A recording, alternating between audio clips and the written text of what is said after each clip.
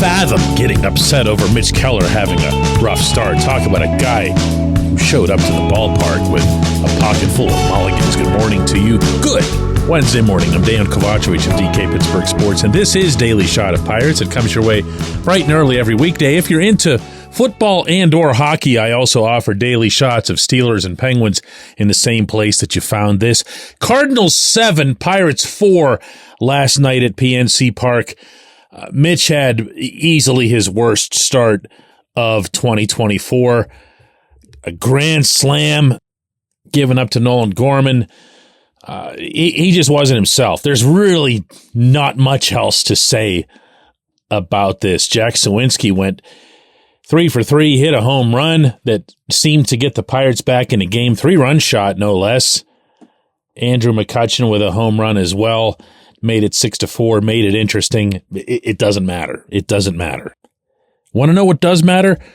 Circumstances and specifics aside, what does matter?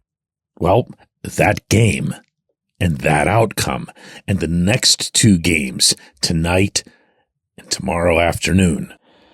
I don't want to be that guy who is citing every single day the standings, but that's the nature of baseball as a beast.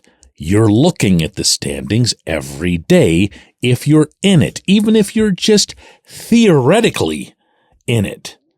And I'm going to remind you where the Pirates are as you and I are communicating right now. They're 40-44.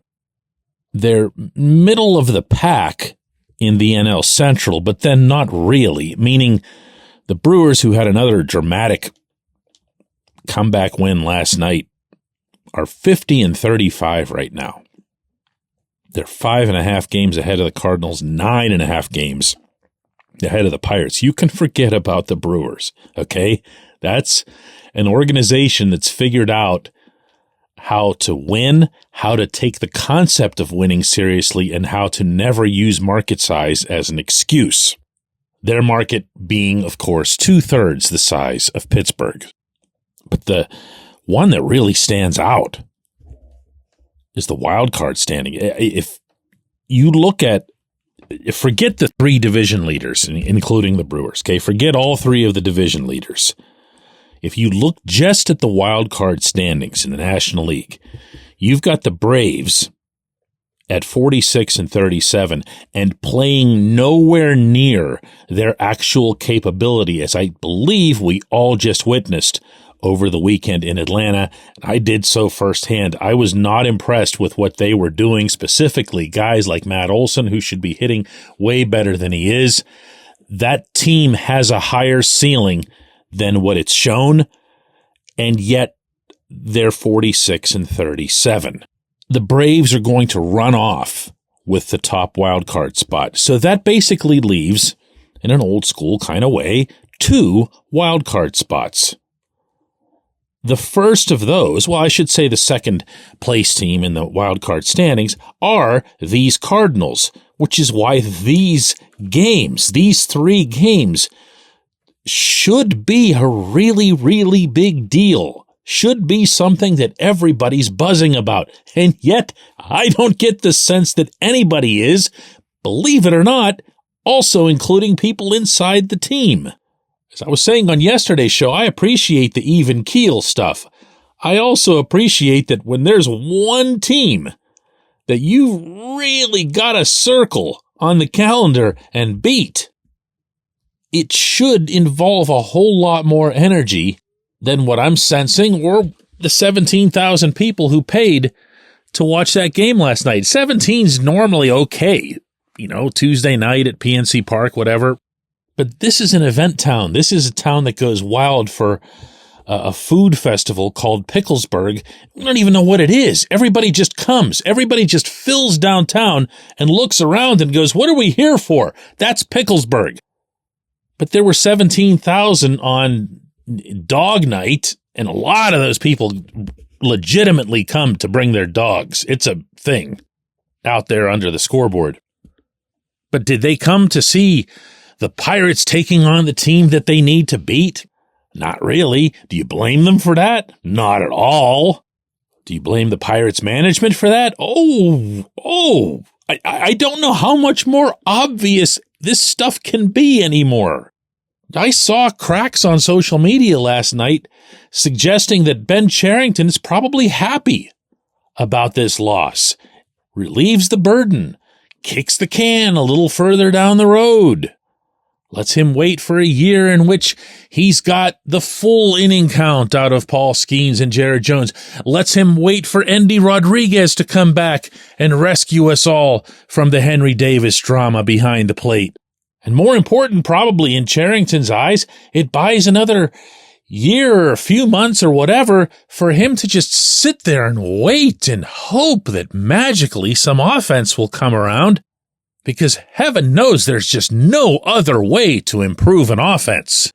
And while all this goes on, in these standings you have, back to this, the Braves sitting way at the top of the wild card standings, the Cardinals now 4 games over 500.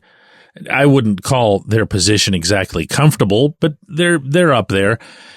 The Padres are right behind them at 3 over. The Padres, I would think, have a lot more upside than the Cardinals do. And then the next 3 teams are the Mets, the Giants, and the Diamondbacks. Now, the Mets have played a lot better of late. The Mets, of course, have unlimited resources with which to improve.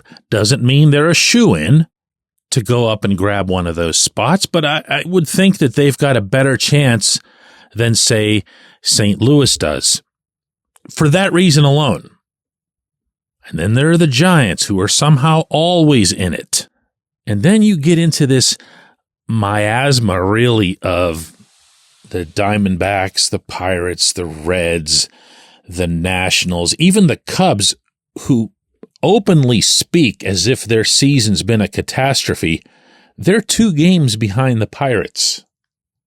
But the Pirates see their season as a success or contention.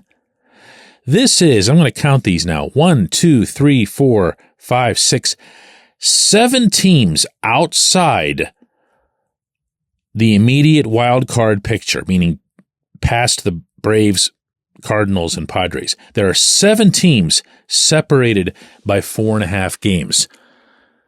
At least a couple of those teams should have a better chance of making it than the Pirates do. And you know what? This might be it. This all might be said and done by the time the All-Star break comes around. And I can't believe that anywhere on social media someone can say that Cherington could be pleased about this, and that I would see that and I would go, you know what? He just might. He just might. When we come back, J1Q. This portion of Daily Shot of Pirates is brought to you by our friends at North Shore Tavern. That's directly across Federal Street from PNC Park. It's home of Steak on a Stone, an eating experience, underscoring the word experience. The steak is brought to you partially cooked on an 800-degree stone, and you do the rest. It's a ton of fun, it's a great meal, and it's a baseball atmosphere like no other in Pittsburgh. North Shore Tavern, right across Federal Street from PNC Park.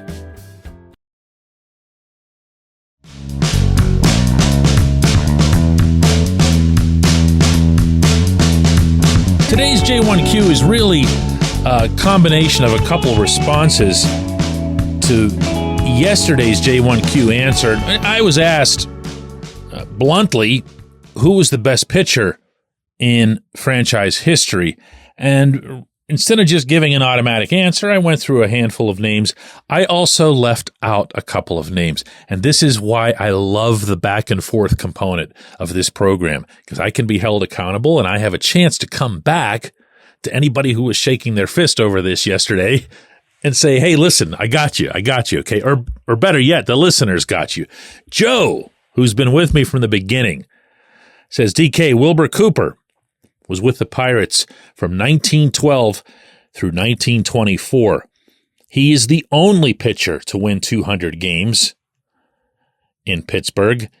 His record as a Pirate over those 13 years was 202 wins, 159 losses, 2.74 ERA. He won 20 or more games for 4 seasons, had a 1.199 whip to get into some modern stats, 0.2 homers per 9 innings, and he didn't strike out many, but he also didn't walk many. He did not have a Hall of Fame career, Joe writes, but he did have one of the better careers for a Pittsburgh pitcher.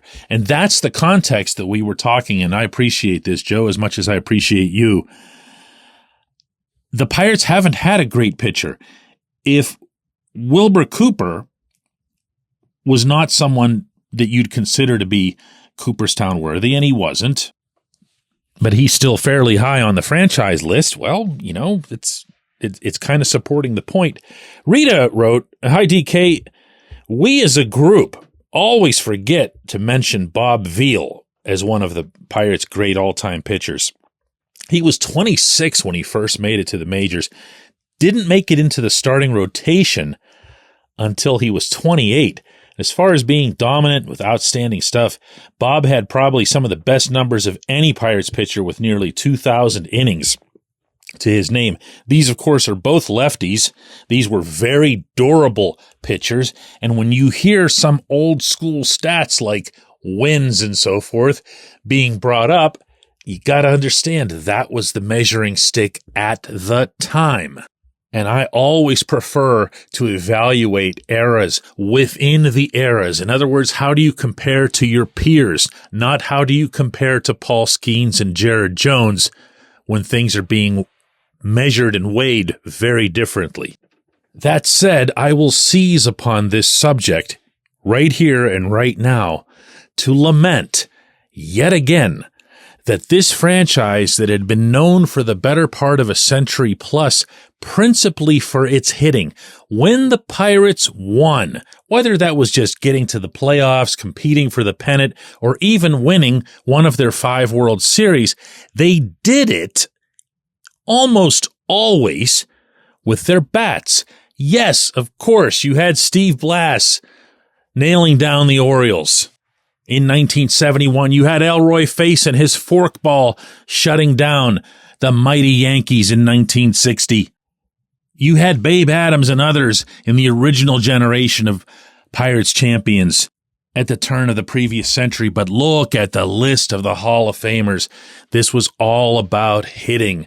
The great teams, the 2 championship teams and everything in between of the 1970s. It was all Lumber Company or Lumber and Lightning as you moved deeper into that decade. It was all about offense. And this team that we're watching right now is in its 5th consecutive year of being absolutely awful at the plate. And that's one reason that it's so tough to watch, especially for longtime followers. I appreciate the feedback. I appreciate everybody listening to Daily Shot of Pirates, and we're going to do another one of these tomorrow.